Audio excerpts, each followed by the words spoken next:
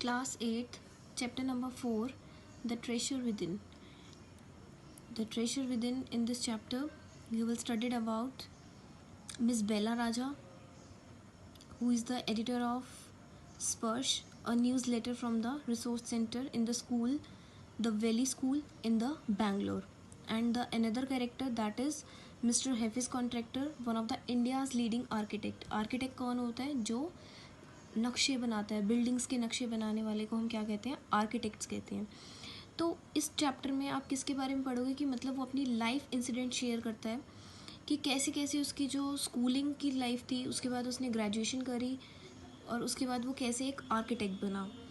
और ट्रेशर with in का मतलब क्या होता है कि ट्रेशर मीन्स होता है, देखो ट्रेशर मीन्स वैसे तो होता है खजाना, और ट्रेशर विद इन का मतलब हो गया कि किसी विद इन मीन्स उस चीज़ में इंडल्ज हो जाना, उस चीज़ में घुस जाना और एनकरेज करना किसी चीज़ को लेके कि आपको ये काम करना चाहिए। तो जो मिस्टर हैफिज कॉन्ट्रैक्टर था उसको अपने टाइम में, मतलब स्कूलिंग टाइम में उसको एनकरेज किया गया था कि उसको क्या बनना चाहिए था? एक आर्किटेक्ट बनना चाहिए था, एज एन कॉन्ट्रैक्टर उसको बनना चाहिए था।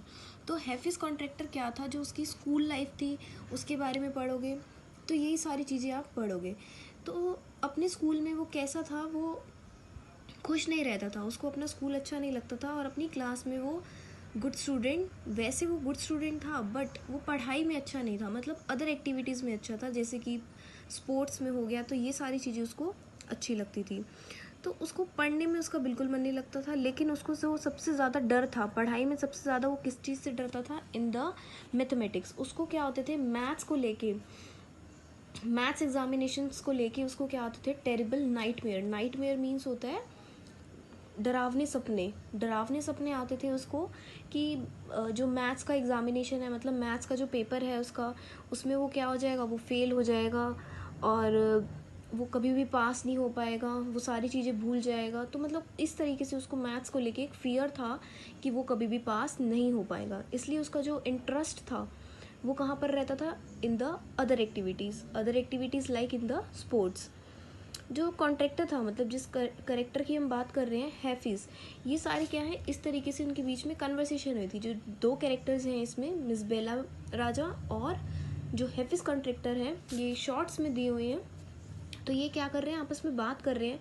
तो जो हैफिज कॉन्ट्रैक्टर है वो अपनी लाइफ शेयर कर रहा है कि वो कैसे एक बॉय था अपने स्कूल में, किस तरीके का लड़का था, मतलब वो कैसे नॉटी था और उसकी कैसी लाइफ स्पेंड हुई, मतलब इस तरीके से वो सारी चीज़ें अपनी शेयर कर रहा है। तो जो कॉन्ट्रैक्टर था, मतलब जो हैफिज कॉन्ट्रैक्टर जिसकी हम बात कर रहे हैं, जो इसमें मेन करेक्टर है, उसको किस में अच्छा लगता था? मतलब खेलना कूदना और दूसरों पे जोक्स बनाना, उसको ये काम अच्छा लगता था, और वो अच्छा एक स्पोर्ट्समैन भी था। और बहुत सालों तक भी वो क्या रहा था? सीनियर रहा था अपने स्कूल में, और अपनी क्रिकेट टीम में उसने सबसे ज़्यादा मार्क्स अचीव करे थे। मतलब उसने जो उसका जो स्कोर था वो कहाँ सबसे ज़्यादा था? In the sports activities. And sport activities उसको क्या पसंद थी? उसको क्रिकेट खेलना बहुत अच्छा लगता था। एक दिन की बात है, जो उसका प्रिंसिपल था, मतलब स्कूल प्रिंसिपल से उसने बात करी।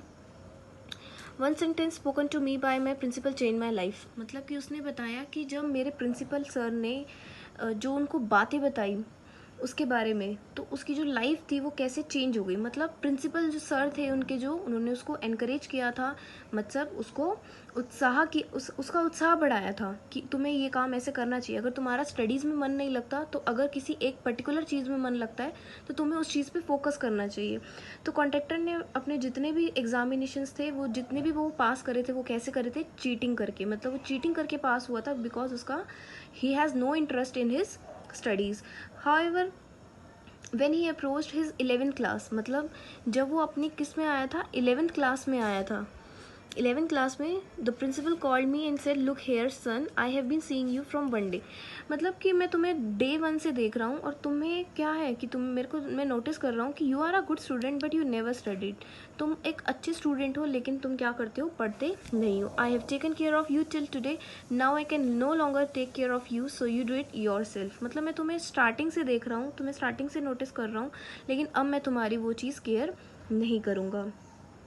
तो जो प्रिंसिपल सर की जो उसकी एडवाइस थी, वो क्या करा था? उसने वर्क करा था। और वर्क क्या किया था कि उसके जो मार्क्स थे इन एसएससी, एक कोर्स का नेम है एसएससी, उसने कितना गेन किया था? ही गॉट 50% इन हिज क्लास, और उसको बहुत ज़्यादा इनक्रेज किया था। तो इस तरीके से उसकी जो लाइफ थी वो टोटली चेंज होती गई। एसएससी क्या है, एक एग्ज़ाम है जिसमें उसने आफ्टर 12th वो क्रैक किया था, और उसको मतलब स्कूल डेज़ में वो क्रैक किया था, तो उसकी वो सारी क्या थी, मेमोरीज थी। तो इसी तरीके से वो जैसे नॉटी था, तो और उसके साथ क्या होती थी, उसको पनिशमेंट्स भी मिलती थी। तो एक बार की बात है, जब अब इनके बीच में क्या हो रहे थे, कन्वर्सेशन हो रही थी। तो कन्वर्सेशन के टाइम पे मिस बेला राजा ने उससे पूछा कि जब तुम्हें स्कूल में पनिशमेंट मिलती थी तो तुम क्या करते थे, मतलब उसको टीचर्स पनिश करते थे, और जब वो होमवर्क नहीं करता था या बैड बिहेव करता था अपनी क्लास में, तो इस तरीके से उसके साथ बिहेव होता था। और उसको तो जो हैफिज कॉन्ट्रैक्टर था, हैफिज कॉन्ट्रैक्टर को क्या अच्छा नहीं लगता था, पढ़ना अच्छा नहीं लगता था। He always interested in sports activities और in the other activities except the studies.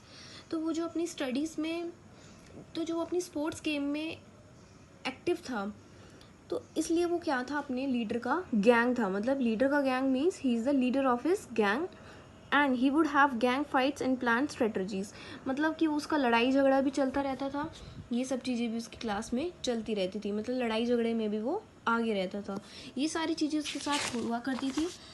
और the next paragraph, a chance encounter with an architect after the school. अब क्या हुआ था, स्कूल के बाद उसको एक चांस मिला था, क्योंकि उसके जो प्रिंसिपल सर थे उन्होंने इनकरेज किया था कि तुम्हारा जिस चीज़ में इंटरेस्ट है तुम्हें वो करना चाहिए। तो आर्किटेक्ट अभी बताया कि वो क्या होते हैं, जिसमें वो नक्शा बनाया जाता है बिल्डिंग्स का, वो क्या होते हैं, architect. In the college for architect nobody who had got below the 80 to 85% was allowed to enter, and I had only 50%।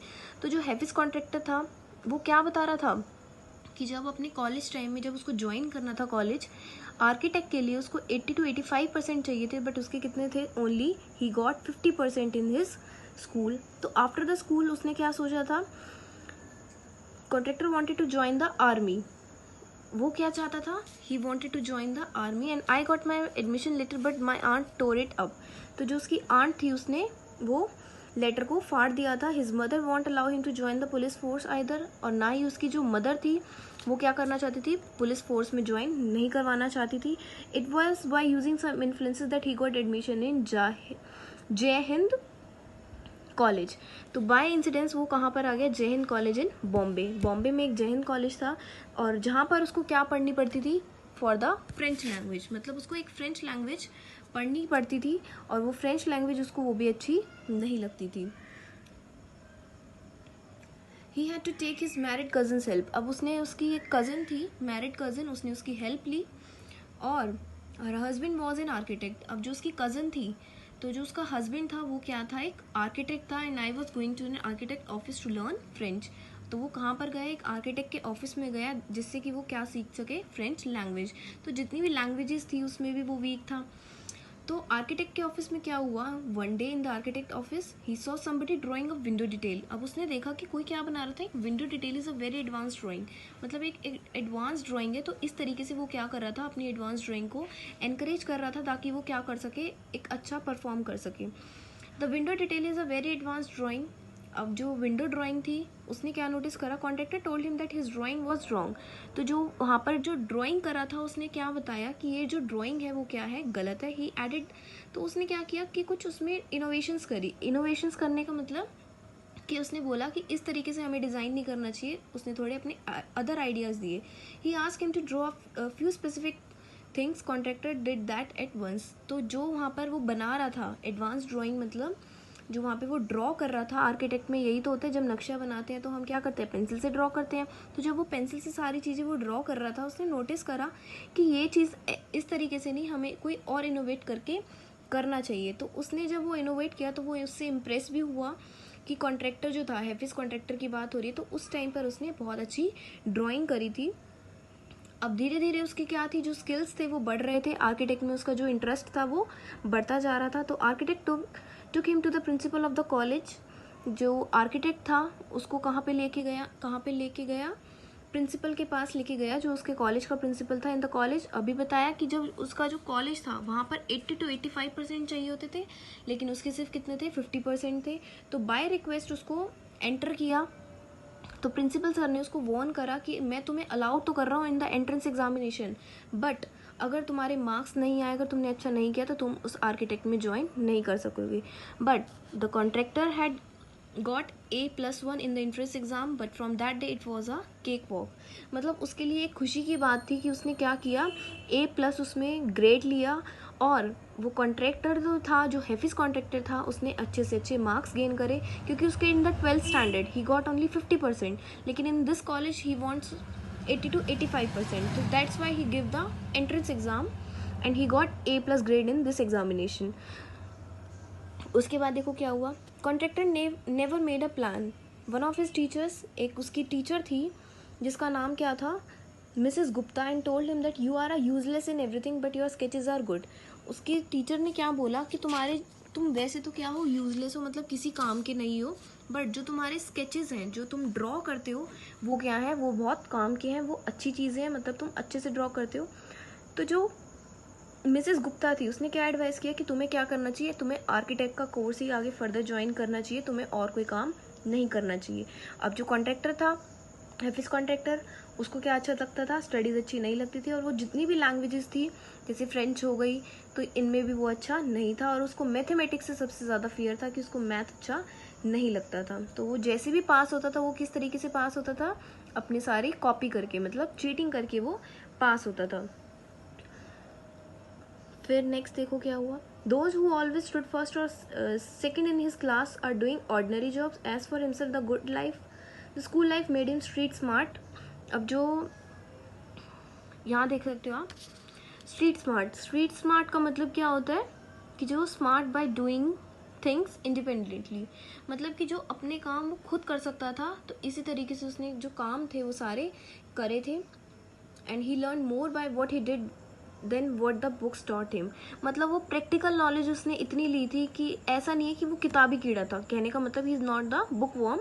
वो किताबी कीड़ा नहीं था, वो क्या करता था, प्रैक्टिकल नॉलेज को लेता था. तो प्रैक्टिकल नॉलेज से उसने क्या की थी, सारी चीज़ें अपनी बढ़ाए थे, अपने स्किल्स बढ़ाए थे, जिससे कि वो उसने ये बोला कि खाली बुक्स को पढ़ना ही सफिशिएंट नहीं होता, अगर हम अपनी लाइफ में प्रैक्टिकल चीज़ें भी करते हैं तो वो भी क्या होते हैं, हमारे लिए अच्छी होती हैं. अब 12th क्लास में उसने अच्छे मार्क्स नहीं लिए थे, लेकिन जब उसने एंट्रेंस एग्ज़ाम दिया, उसके ग्रेड्स भी अच्छे आए, तो हर चीज़ उसके साथ अच्छी हुई.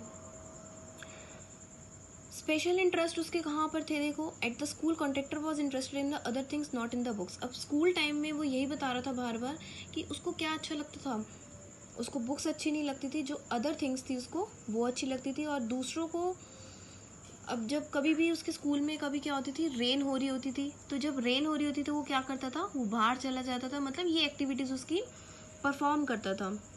और दूसरों से लड़ना, मतलब जो बाहर के जो बच्चे थे और उनसे लड़ाई झगड़े में सबसे आगे, तो ये सारे काम उसके करने होते थे. और बाकी वो क्या करता था, अपनी फ्रेंड्स की हेल्प भी करता था. Discipline in school was very important. Sometimes a student would lose a button while fighting. मतलब कि वो इतने ज़्यादा लड़ाई झगड़ा करते थे कि वो आपस में किसी को भी कुछ भी मार देते. In that case he would run to the contractor.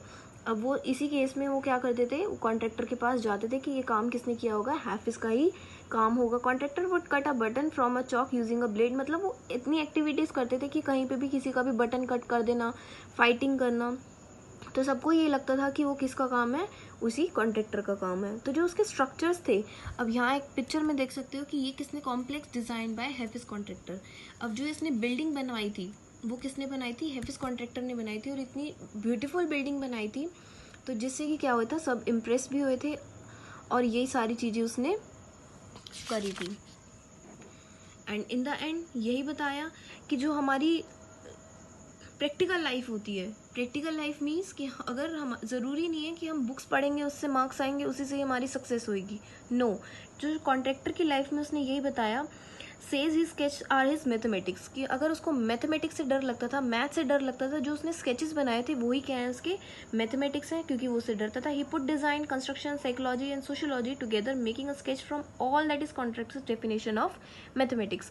मतलब कि जिस तरीके से उसने वो डिज़ाइन बनाए थे, कंस्ट्रक्शंस करी थी, तो जितने भी सब्जेक्ट्स में वो फेल होता था, या फिर वो फेल इन द सेंस कि वो पास होके नहीं पढ़, मतलब बाय योर सेल्फ, मतलब वो खुद से नहीं कर पाता था, बाय हिमसेल्फ नहीं कर पाता था, वो किससे करता था, चीटिंग करके पास होता था। तो यही उसके स्केच क्या बताते हैं कि वही उसका क्या है, एक तरीके का मैथमेटिक्स। तो इन द एंड यही बताया स्टोरी में, जो अपनी उसने लाइफ शेयर करी कि वो कैसे किस तरीके से कॉन्ट्रैक्टर बना, वो किस तरीके की उनकी कन्वर्सेशन हुई मिस बेला के बीच में और कॉन्ट्रैक्टर के बीच में, और कॉन्ट्रैक्टर कहाँ मुंबई में रहता था। तो ये सारी चीज़ें उसने सीखी और कैसे कैसे उसकी स्कूल लाइफ थी। तो इसी स्कूल लाइफ के बारे में इस चैप्टर में बताया गया है।